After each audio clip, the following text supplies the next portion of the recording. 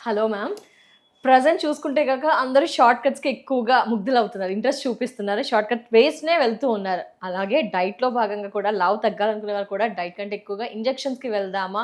Diet follow అవ్వాలని clumsy మైండ్‌తో ఉన్నారు మేడం. ఏం చేద్దామంటారు? డైట్ చేస్తే బెటర్ అంటారా? మెడిసిన్స్‌కి వెళ్తే బెటర్ అంటారా? ఈ రెండిట్లో ఏది బెస్ట్ ఆప్షన్ అంటారు?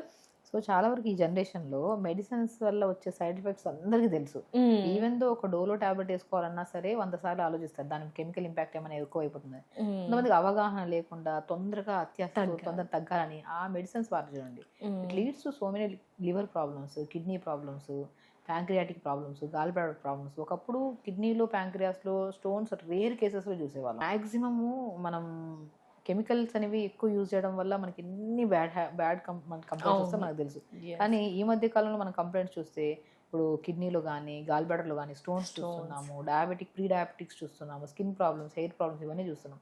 ఇవన్నీ ఎందుకు వస్తున్నాయి? బికాజ్ ఈ షార్ట్ కట్స్ ఫాలో అవ్వడం వల్ల. హుహు. ఎప్పుడైనా సరే ఒక మెడిసిన్ వేసుకోవడం వల్ల బరువు తగ్గుతున్నారంటే ఇది కంపల్సరీ మన బాడీని మనం ఏదో టెస్ట్ చేద్దామని చెప్పేసి ఎగ్జామినేషన్ కోసం ఏదైనా మెడిసిన్ చేస్తే ఒక డాగ్‌నో ఏదో దాన్ని తీసుకొని టెస్ట్ చేసిన తర్వాత అవును. హ్యూమన్ బీయింగ్స్‌లో చేస్తాం. అవును. మనం అలా డైరెక్ట్ మన మీద మనం అప్లై చేసుకోవడం అనేది చాలా రాంగ్ యాక్చువల్లీ. ఓహ్! ఎప్పుడైనా సరే ఒక మెడిసిన్ ద్వారా గానీ, ఒక మిషన్స్ ద్వారా గానీ బరువు తగ్గుతున్నామంటే, మనం ఫుడ్‌ని కంట్రోల్ చేసుకొని, లైఫ్ స్టైల్‌ని మార్చుకుంటేనే తగ్గే బరువుని, దాన్ని కాంప్లికేటెడ్ చేసుకొని, ఫ్యూచర్‌లో పెద్ద పెద్ద ఇబ్బందులను కూడా ఇగ్నోర్ చేసి మరీ తెచ్చుకుంటే అది చాలా పెద్ద ప్రాబ్లమ్. మా హ్మ్. దగ్గర కూడా రీసెంట్‌గా బరువు తగ్గడానికి వచ్చారు. సో, హ్మ్.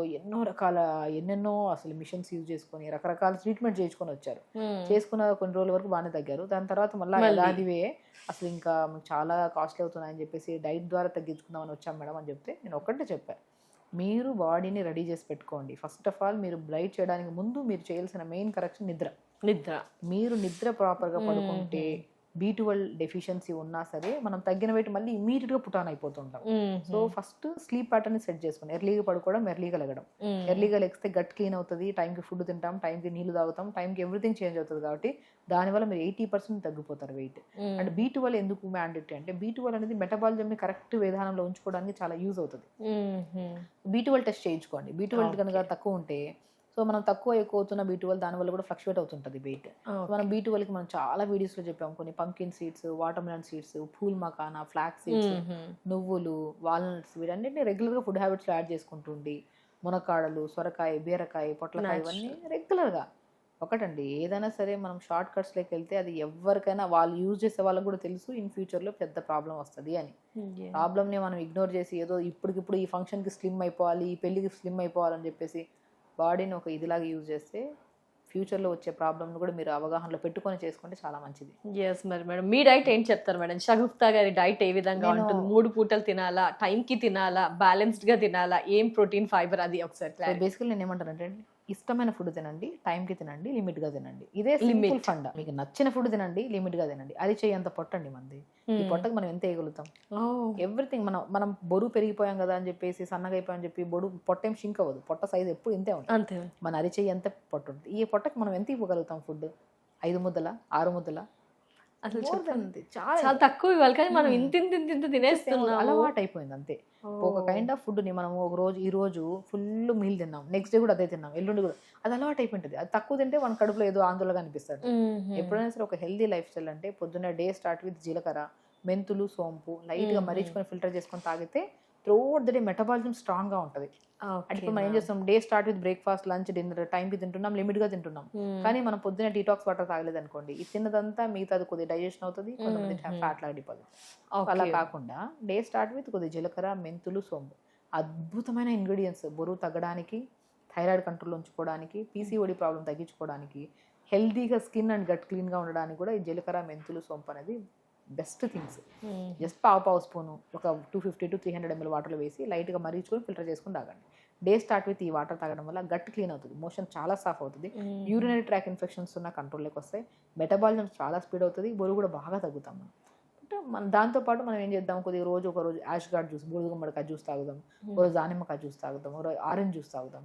ఓ రోజు క్యారెట్ బీట్రూట్ యాపిల్ జ్యూస్. అంటే మనం తాగిన డీటాక్స్ వాటర్ డీటాక్స్ చేస్తది. అంటే క్లీన్ చేస్తది. బాడీలో అంతా. సో, క్లీన్ అయిన తర్వాత మనం ఏం చేయాలి? సెల్‌కి ఎనర్జీ ఇవ్వాలి. దానికి ఏదో ఒక జ్యూస్ తాగుదాం. హుహు. పిప్పంతా పిండేసి దాంట్లో జ్యూస్ తాగమని చెప్పాం కదా! ఇంత షుగర్ ఏసుకొని ఇంత హుహు. అస్సలు హెల్తీ అని కాదు అంటే చేయకండి తప్పు.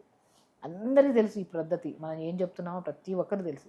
కానీ కానీ ఒక అవగాహన లేకుండా ఇంత షుగర్లు వేసుకొని టేస్ట్ కోసం చేసామనుకోండి, 4 దాటిన తర్వాత టేస్ట్ అంతా పోతుంది, మోషన్లో వెళ్ళిపోతుంది మొత్తం.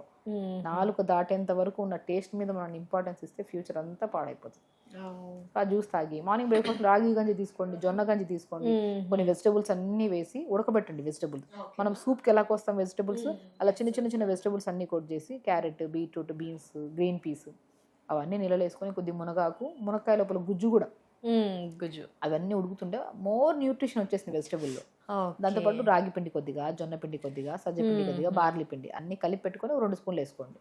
ఆ ఉడుకుతున్న కొద్దిగా సాల్ట్, పెప్పర్ పౌడర్ వేసుకొని సపరేట్ ఒక బాక్స్లో pumpkin seeds, watermelon seeds, sunflower seeds, phool makhana, తెల్ల నువ్వులు, ఫ్లాక్స్ సీడ్స్ అన్ని 50-55 గ్రాములు తీసుకుని దూరగా పెట్టుకున్న బాక్స్ 2 స్పూన్లు జావలో కలుపుకొని తినేసాను. Highest nutrition. వెజిటబుల్స్ వచ్చా, లీఫీ వెజిటబుల్స్ వచ్చా, 4 రకాల జావ పౌడర్లు వచ్చా, సీడ్స్ 6 రకాలు వచ్చా, nutrition perfect and body perfect. ఇష్టంగా తింటది, టేస్టీగా కూడా ఉంటుంది. లైట్ పెప్పర్ సాల్ట్ కూడా వేసుకొని తింటామన్నా కాబట్టి మనం ఎప్పుడు పర్మనెంట్గా తినొచ్చు.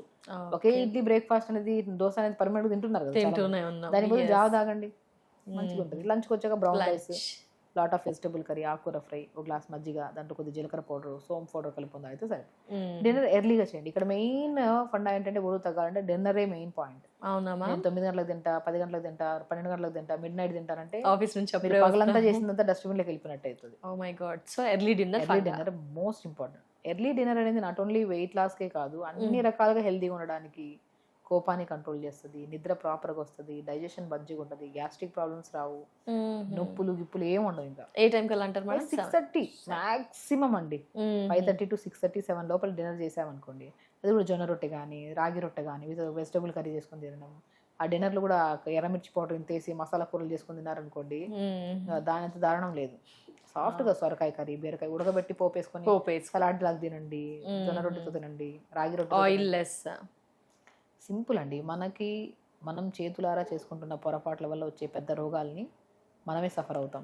ఆ రోగాల్ని మనం రాకుండా చూసుకోవాలంటే నాలుగుకి ఎక్కువ ఇంపార్టెన్స్ ఇవ్వద్దు, బుర్రకు ఎక్కువ ఇంపార్టెన్స్ ఇవ్వద్దు. మెయిన్ ఇవ్వాల్సింది కంటికి మనం కలర్ఫుల్గా ఉండాలి, హెల్దీగా ఉండాలి. మన బ్రెయిన్ చెప్తూ ఉంటుంది ఇది హెల్దీ కాదు అని, మనం దాన్ని ఇగ్నోర్ చేసి ఇక 4 టేస్ట్ చేసేది తింటూ అంత కొలాప్స్ అవుతుంది. ఏ మెడిసిన్ యూజ్ చేయొద్దు, ఏ మెషినరీస్ యూజ్ చేయొద్దు. మీరు కావాల్సింది మీకు ఒకటే బరువు తగ్గాలన్నా, ఏ ప్రాబ్లం అయినా సరే మీరు తినాల్సింది మీ బ్రెయిన్ చెప్తుంది అది హెల్దీయా అన్హెల్దీయా అని. Exercise ma'am compulsory. అదే మళ్ళీ ఇలా తింటున్నా కదా ఎక్సర్సైజ్ అవసరం లేదా అనే వారికి ఏమైనా ఇవన్నీ తిన్నాం, డైజెషన్ అవ్వాలి, బాడీ యాక్టివ్ ఉండాలి, రక్త ప్రసరణ పెరగాలి, బాడీలో అన్ని మెటబాలిజమ్స్ బాగుండాలంటే ఎక్సర్సైజ్ లేకుంటే waste. Day start with exercise, end with pranayama, meditation and throughout the day టైంకి ఫుడ్, లిమిట్గా ఫుడ్, నీళ్ళు ప్రాపర్గా తాగితే వెయిటే కాదు కదా ఏ సమస్య. Thank you so much madam. నమస్తే.